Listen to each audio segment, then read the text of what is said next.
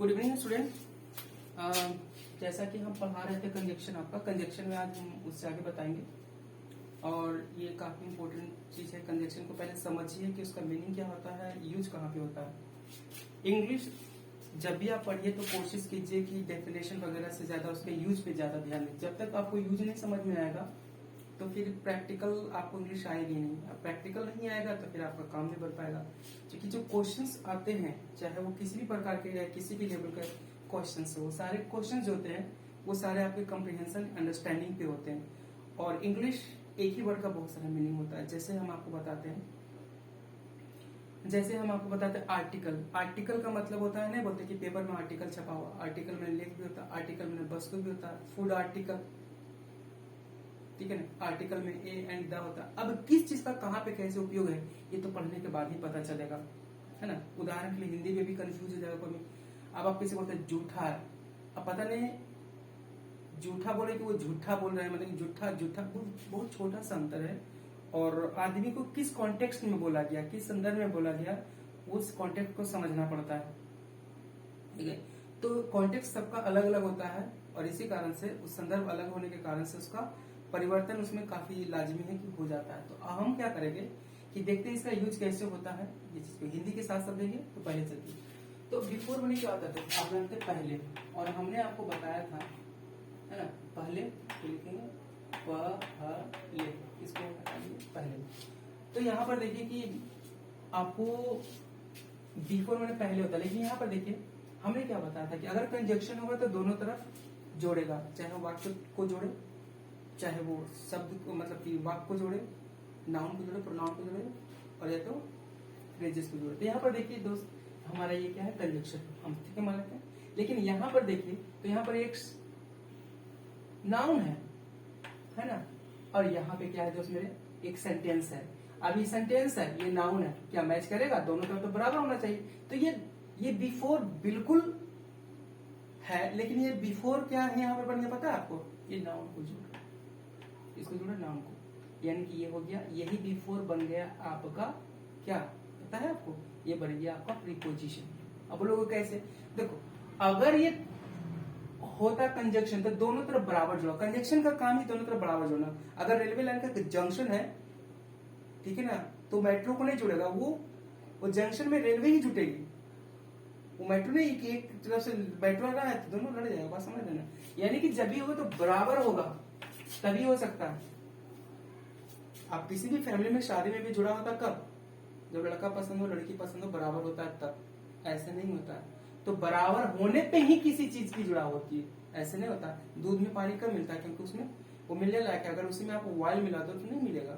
तो इसी प्रकार से है, ये नियम क्या कहता है कि ये जोड़ता क्या है, कंजक्शन क्या जोड़ता है? कंजक्शन आपके वाक्यों को जोड़ता है, फ्रेजेस को जोड़ता है ना, नाउन को जोड़ता है, प्रोनाउन को जोड़ता है। तो ये सारा चीज जोड़ता है, लेकिन यहाँ पर तो सिर्फ नाउन को जोड़ रहा है। और नाउन को जोड़ने का मतलब है कि इधर भी नाउन होना चाहिए था, जो कि नहीं है, एक सेंटेंस है, इम्बैलेंस हो गया। तो यहाँ पर क्या होगा, ये होगा आपका प्रीपोजिशन। चलिए इवन, इवन मैंने यहाँ तक की।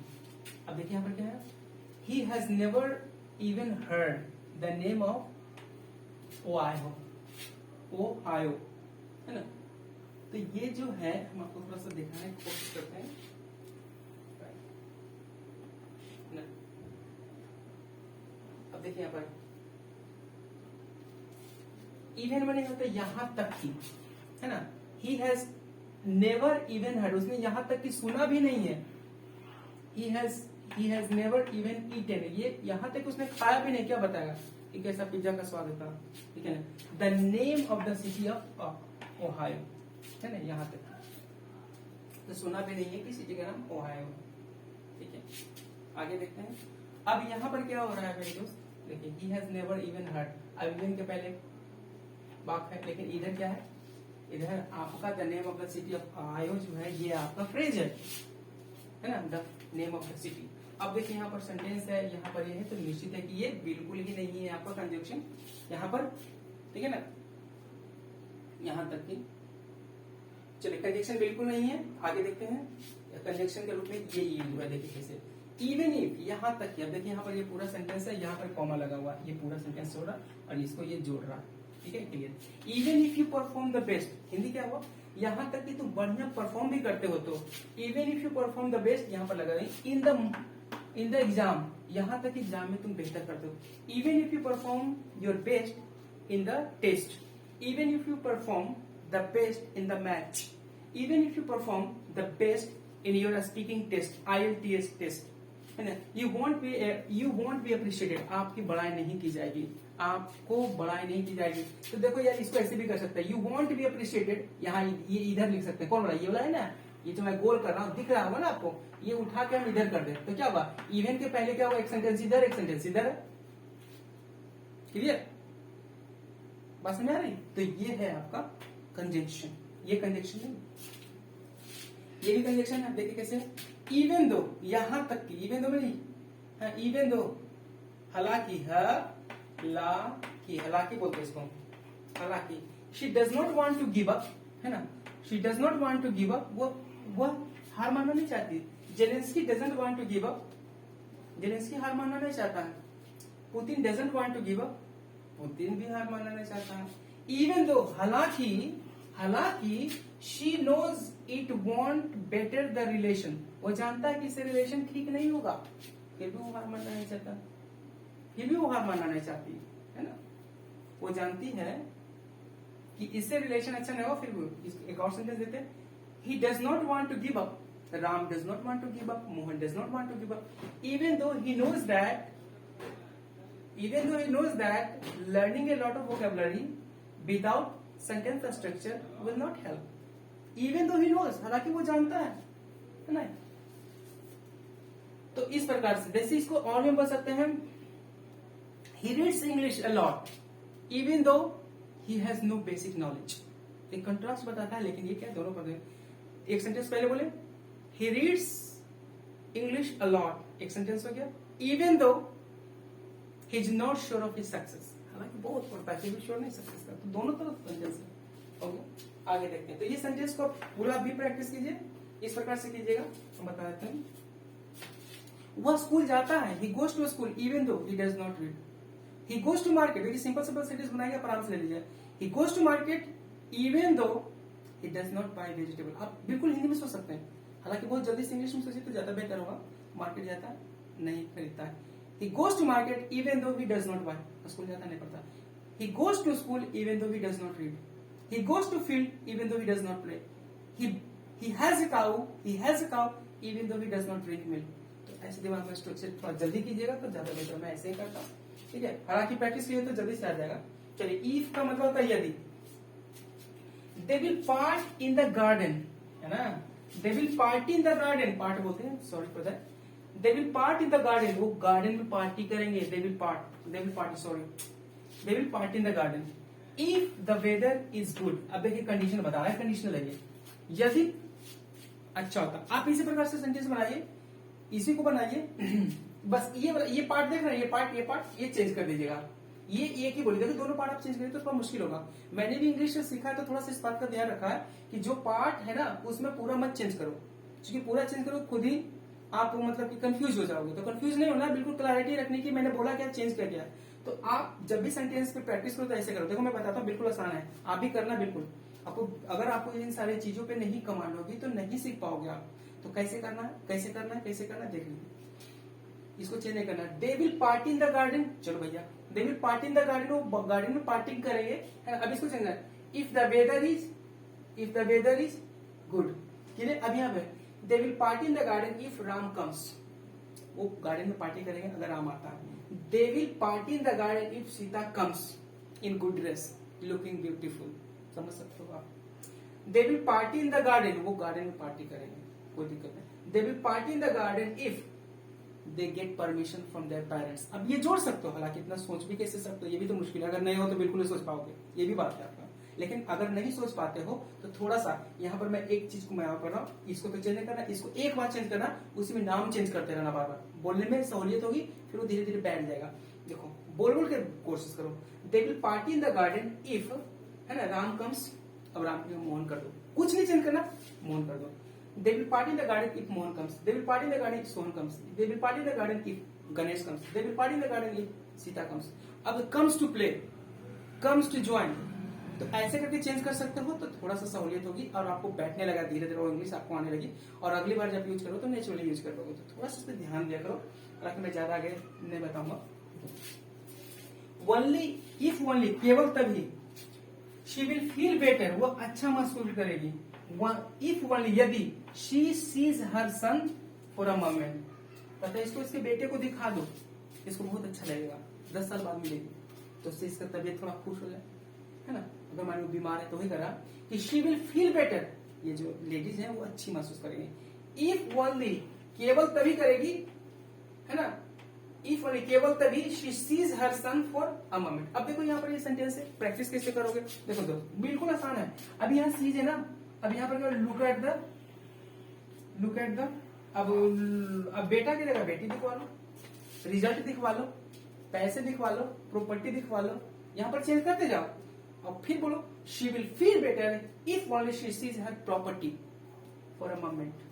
अब बोलो प्रॉपर्टी हो गया, पैसा देखो, she will feel better if only she sees money for a moment, कि हाँ हमारा पैसा सुरक्षित है। तो इस प्रकार से आप उसको थोड़ा थोड़ा चेंज करके आप बोलिए तो आपको ये बैठ जाएगा, इस बात को आप समझिए, राइट। अगला देखते हैं लोग,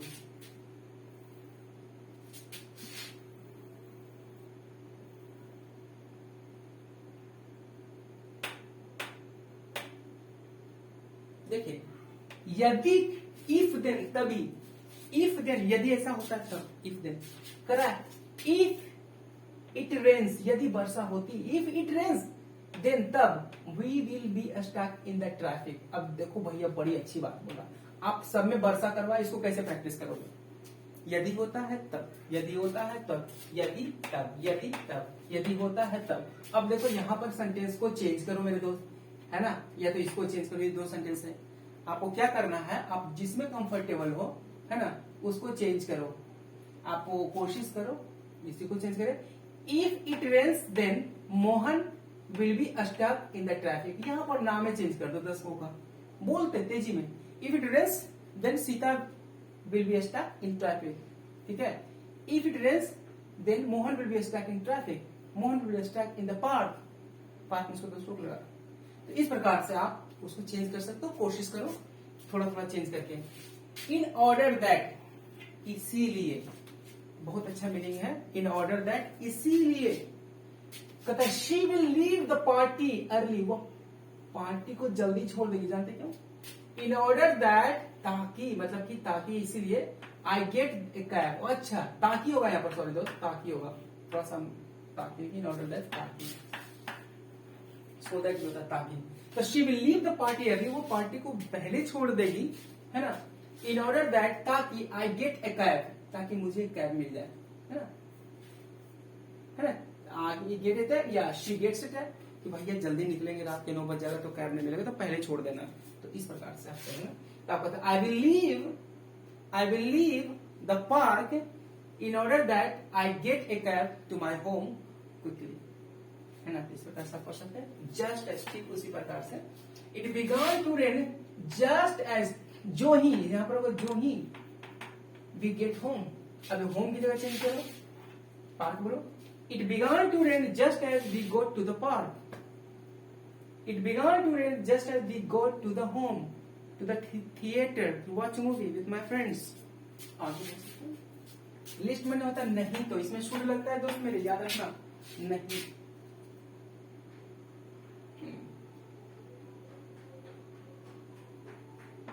लिस्ट के बाद हालांकि यहाँ पर शुड नहीं लगा हुआ, शुड लगता है। He spent whole days in his room, वो पूरा दिन अपने रूम में बिताया, wearing headphones, पूरा हेडफोन पहने हुए ऐसे।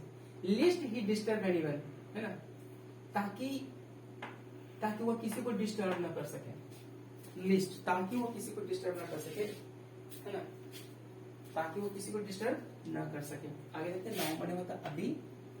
Boston is now a big city, Boston अभी भी बड़ा शहर है। वाइल, जबकि, earlier it was a small town, देखो वाइल का मतलब है जबकि, जबकि, थोड़ा सा ऐसा मीनिंग को आपको प्रैक्टिस नहीं आएगा। Boston is now a big city, है ना, हम देख सकते हैं कि यूक्रेन इज नाउ अ खंडहर ruins, while earlier it was a small town, beautiful town. Clear? आप किसी को बोल सकते पहले वो मोटा था अब वो स्लिम हो गया, है ना? तो Rahul is now slim while earlier he was fat. कोशिश कीजिए समझाने. नाउ सिंस चूंकि अब, लेट्स डिस्कस द इशू. आओ इशू को डिस्कस करें. लेट डिस्कस द मैटर, और मैटर को डिस्कस करें. नाउ सिंस चूंकि अब the manager is right here, क्योंकि मैनेजर यहाँ आ गया. सामने बात कीजिए. क्यों होते हैं? अब आ गए हैं, बोलिए इनके सामने. उस समय बोल रहे थे आप, है ना? तो वो कहता है चूंकि अब, now since, let's discuss the issue. आइए डिस्कस करते हैं. Now since manager is here, now since my friend is here, now since my sister is here. बोलिए जो बोलना है. सॉरी थोड़ा सा डिस्टर्ब हो गया. नेक्स्ट में मिलते हैं.